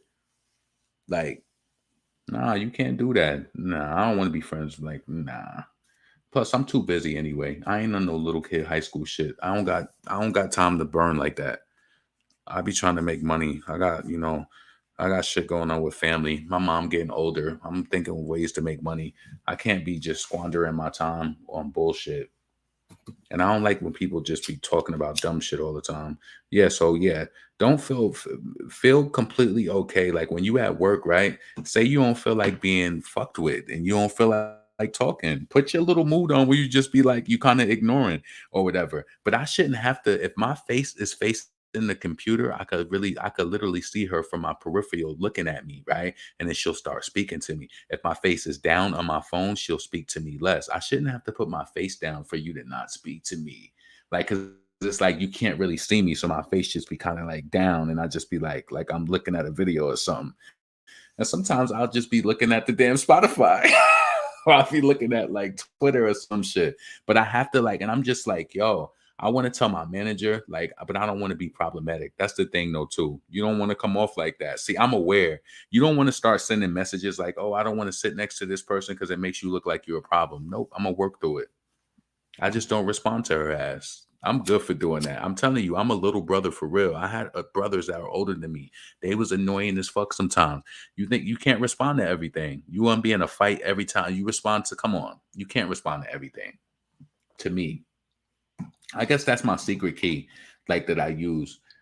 And those is life lessons that you learn from just being, and then people wouldn't even realize. They probably think that it's stupid that I'm kind of relating it to being like a little brother. But yeah, that is a skill that you use. I'm kind of like patient in certain ways, and in certain ways I'm not. I'm not patient when it comes to my food or anything like that. Like not as far as like the preparation, as long as the time is set. Like, I'll wait for that. But if the shit is supposed to be right, it gotta be right. If it ain't right, then it ain't right. Like I remember everybody was going crazy over that damn Mexican pizza. I went and got that shit. I ain't had that Mexican pizza in years. That shit was trash. I'll never go back to no motherfucking Taco Bell and get that Mexican pizza. I don't know who the fuck enjoys that shit. That shit is trash. That shit is trash. Them type of people be on the job so dumb, trying to fit in and do certain things, don't realize the workers that have been there talking about exactly. And that's the thing, Vontae, that she didn't realize today is that she was wrong. She processed this lady's shit wrong. And the lady called back and, she tried to make it seem like when this girl was walking from the copier, she tried to make it seem like she was talking to me. This is immature too. You ever know when somebody is blatantly trying to let you know that they talking about you? I was like, why would you? I'm like, we adults. Why would you do that? It's like, I don't know what type of tone she was trying to set, but she's giving me a bad vibe. We would never be friends outside of work, ever. We would never associate. Nope. I'm good. I think she could feel that from me too. Like, damn, he really ain't trying to fuck with me. Yeah, because she invited me to this Caribbean party for Memorial Weekend. And I told her, I said, it depends on what my orders is like. I was like, I get busy. My business gets busy around the holidays, which I was busy around the holidays. But I had some free time on Sunday. I just didn't. When we had Monday off too, I just didn't want to spend my Sunday and Monday like that. I'm not one of those people just because you invite me, I'm going. No, and I don't feel bad. Like that's another thing. When people invite you to shit, that's how sometimes you could save your life by saying no to people sometimes. Say no sometimes. I don't want to go. You be involved in some shit, you don't even want to be there, and you just going because somebody asked you and you didn't want to say no. You'd be like, why you come? Because they asked me. You ain't even want to fucking do that. You probably don't even like it. So why did you do it? Yo. I remember it was one summer in New York and it was just like so many murders. And my brother was just like, yo, like, why you won't come outside?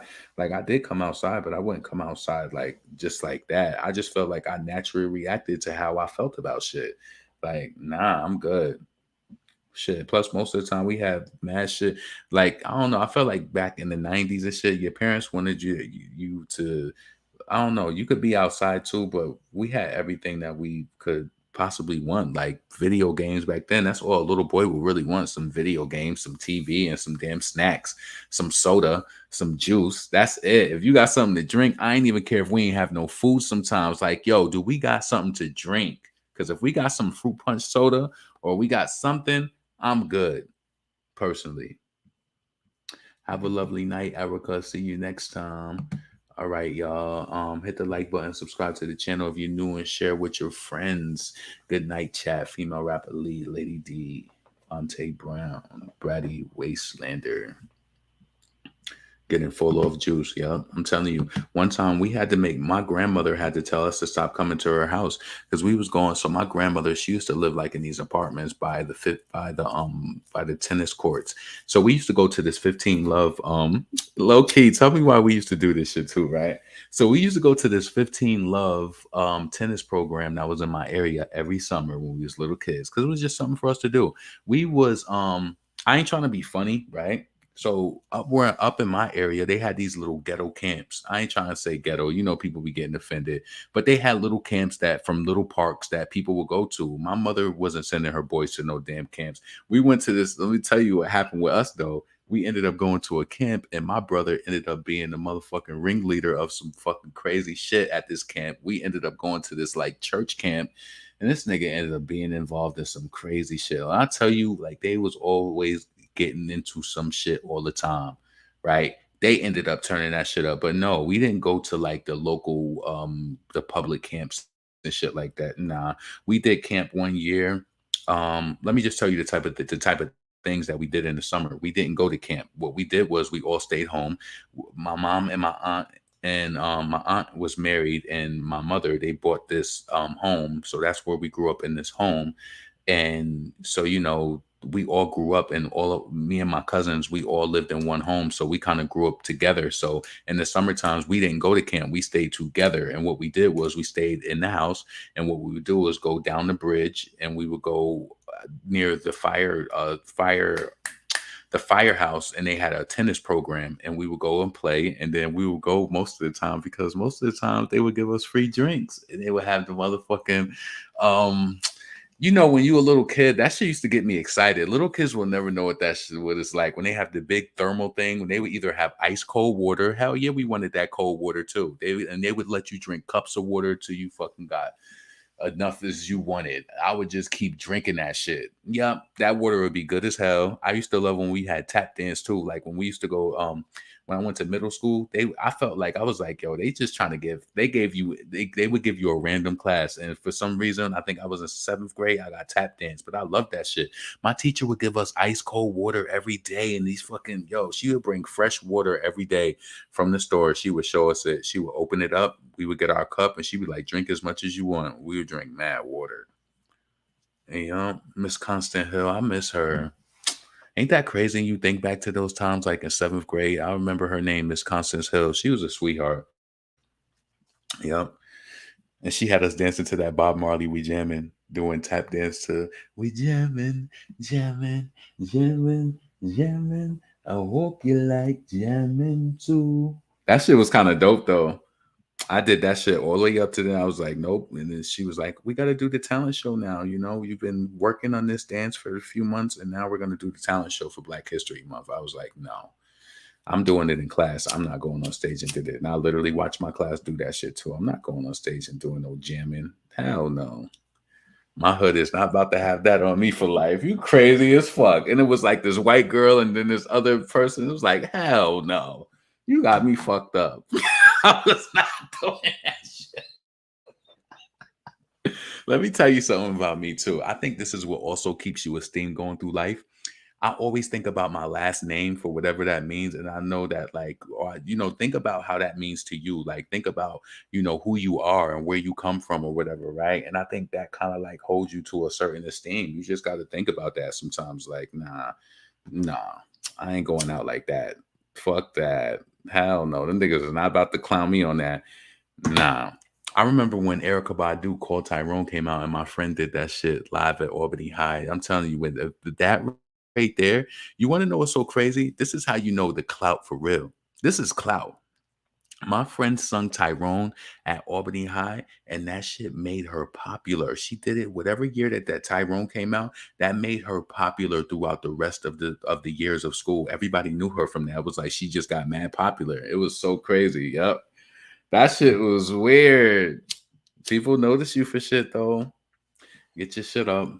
Let's see. I drink too much water. It's been messing with my kidneys. You ain't supposed to drink that much water. You're only supposed to drink like a gallon.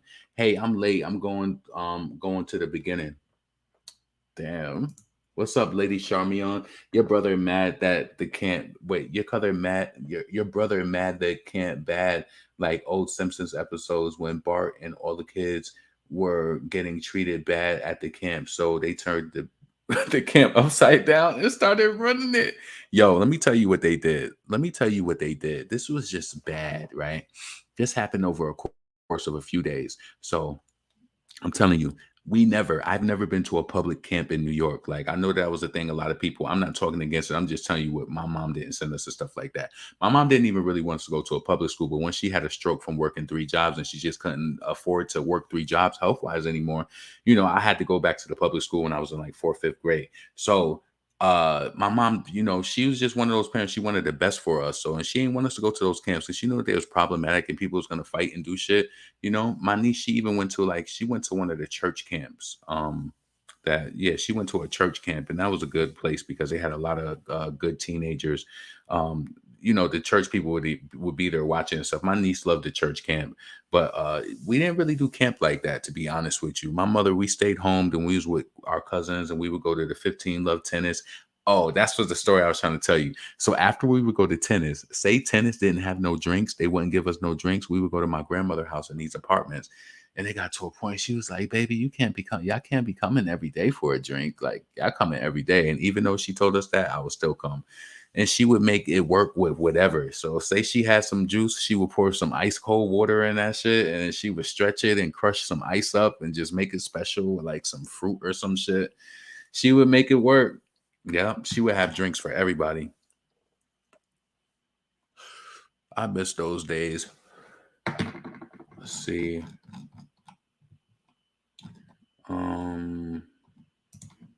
She's the one in the early 30s whose mom probably taught her like that and act like the same way. And the shit started to happen when their moms tried to act. Yeah, I've been up here for an hour and 30 minutes. I got to go. You know what I'm saying?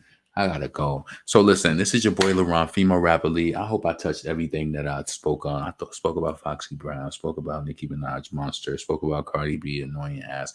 I ain't go over her tweets, but she was basically saying that like, oh, you know, I guess like, you know, her album started to rise on certain platforms, but you know, anybody who's in the conversation, I'm pretty sure Nas' album is rising as well.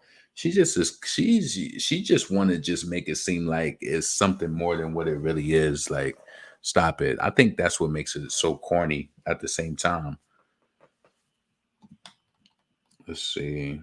Yeah, I literally got like, it's about to be 2 o'clock. I literally got like, if 4 hours, because I be getting up sometimes at 5:30. Yeah, let me get out of here. This your boy LaRon, female rapper Lee. I'm gonna holla at y'all later. I'm out. Should I play a song? Yeah, let's do it. Girl, forward me the voicemail. Give me a couple of years. I guarantee the voice sell. You're a trip. How you forward me the voicemail? Give me a couple of years. I guarantee the voice sell. Girl, forward me the voicemail. Give me a couple of years. I guarantee the voice sell. And when your voice sell, and I'm doing well, gonna wish. Yeah, she did. That shit really hurt my feelings. And you know what? I didn't care. You know, rest in peace to my grandma. But yeah, she was like, baby, I can't be coming every day. And I was just like, shit, we need something to drink. And we was already drinking my mother out of damn house and home, however they say that shit.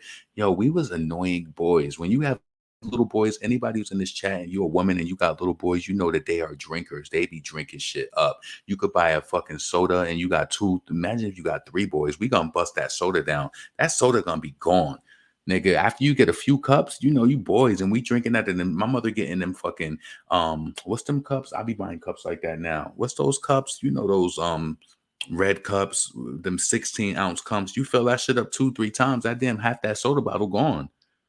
That shit gone. Little boys will drink your shit up quick. And the lunch meat and cheese and shit, that shit don't last. Don't. So listen, LaRon was like, can I get more? Yeah, I remember one time, I thought it was so funny because she ain't telling me, but I remember I was down in North Carolina and my aunt, she made us these good cheeseburgers and fries and stuff like that, right? And everybody was in the house playing, but she noticed that I kept running back to the table to get more soda. She had like pineapple soda. I never forget it. And she was like, one time she caught me and I came and got some, and she was like, you drinking all that soda? I'm gonna tell your daddy. She probably was, that was a nice way of her telling me, like, stop drinking my fucking soda. Because my father wouldn't let us drink soda like that. Like, he was strict, but my father ain't have no let up. He wouldn't. He ain't like you drinking sodas like that. None of that shit. But we still got it. Solo cups. Yes. So listen, this is your boy LaRon, female rapper Lee. I'm about to play a song and I'm getting the fuck up out of here. I'm gonna holla at y'all later. I hope you have a blessed day, morning. You know what I'm saying? I got to get up in less than 4 hours. Girl, forward me the voicemail. Give me a couple of years. I guarantee the voice sell. You're a trip. How you forward me the voicemail? Give me a couple of years. I guarantee the voice sell. Girl, forward me the voicemail. Give me a couple of years. I guarantee the voice sell. And when your voice sell, and I'm doing well, gonna wish you wasn't whining, complaining. I'm in the door. Hey yo, some tried to lock it, but they could not stop it. Pop the dead bow. I'm hotter than these dudes when I'm dead broke. Pray not to be broke dead. So my nieces, nephews, and fam tell stories on how they broke bread through the toll booth in the Bentley. Go ahead. Them haters wonder, do we really own that? Worrying about what I boast. Yo, they be so mad and they be on my shit. Damn, I come through. They memorize the whole tag. Put on for my city like Young GZ. Initially from the jump start. Now they wanna jump charts. Drop good originals like KFC. I get to coop, customize, and throw on the wing. And I'm from uptown, baby. Little ways from the Apollo. And you don't get twitted. Credit them hollows follow. But not that, girl. Forward me the voicemail. Give me a couple of years. I guarantee the voice sell. Girl, forward me the voicemail. Give me couple of years, I guarantee the boys sell. You're a trip, how you forward me the voicemail? Give me couple of years, I guarantee the boys sell. Girl, forward me the voicemail. Give me couple of years, I guarantee the boys sell. And when your boys sell, and I'm doing well, gon' wish you wasn't whining, complaining. I'm in the door now. Yo, I don't need a fancy dish, just let them anthems rip. No exec producing, there's a problem. Houston, open to criticism, but I got my own direction. If I song right, then I won up in that section. You need to foil me with royalties. I spruced up your quarterlies, girls that wanna eat their cake too. They wanna order me nice and smooth shit. I can slide with dude chick and kiss her ass ease, put her at ease when she suck. I see some getting money chicks in a Yukon truck. I peep these Tahoes, trying floss in the Tahoes. 760 black on chrome. It's the black man wheels, get a black man dome. Yo, when thirsty dudes run in your crib, let's see who really got the juice. Never forget the name you rockin' to, Laurent, but not that. Girl, forward me the voicemail. Give me couple of years, I guarantee the boys sell. Girl, forward me the voicemail. Give me couple of years, I guarantee the boys sell. You're a trip, how you forward me the voicemail? Give me couple of years, I guarantee the boys sell.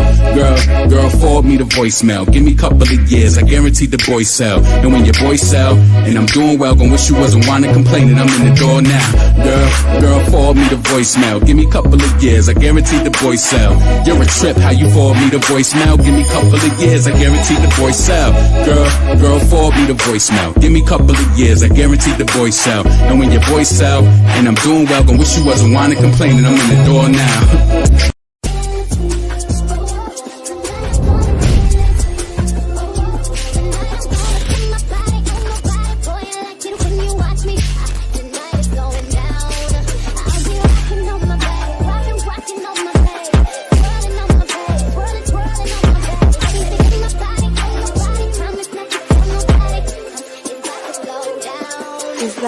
I go down on a dick, go stupid, throwing it back, I'm making him lose it, beating him pussy, abuse it, he on a mission, he looking for you, but I told him I could get attacked, pulling my hair while I'm throwing it back, arching the back, you know I don't lack, stroking the dick when I'm licking the sack, you know nasty bitch, flood my neck, romance the bitch, you want a wife, you want a pipe, I'ma need all my beans and shit, like nigga like what? Bad little bitch and I'm keeping it tucked, been and bustin' is you eating or what? No, I like it with the thumb and the no, I like it with the thumb and the what?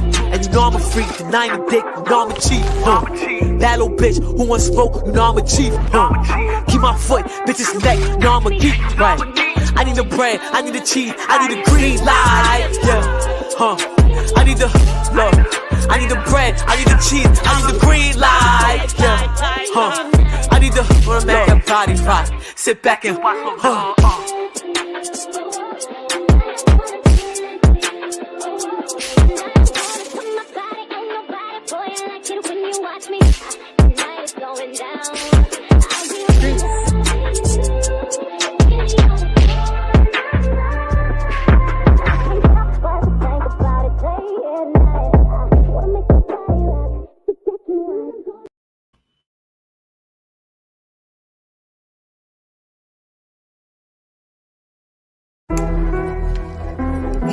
I ain't even gonna put no hook on this shit. I'ma just talk my shit. Yo. Everybody. If I hopped on a rocket, I swear my success will be out of here. They follow my blueprint like I am a pioneer. Ain't even putting no hook on this shit, this is something they gotta hear. Where all these bitches be thinking they top shit, when I got the work in that top shit. All of them SIs you got in your watch gon' give you a flop break. I'm bringing the heat to your knockers, so Benny the flummy, let's do it like Walker. Ain't one of these bitches I really ain't cook on the roster. My pussy be sounding like pasta. After you hit it, that nigga be teaching me salsa. You drop what I'm jacking and I'm sending shots like some vodka. Now I got your mother going through some trauma. Jack me as Prezi, ain't talking Obama. One month skin like lava. Better talk nice, better talk to me proper. No life physics when I come with the choppers. All of my joints gon' be singing like opera. Telling these bitches to get all they ops up. Just like some pussy, all of they blocks fucked. Picking the shit up like a new lace that really ain't got plugs. My dick in they mouth like it got sucked, nigga.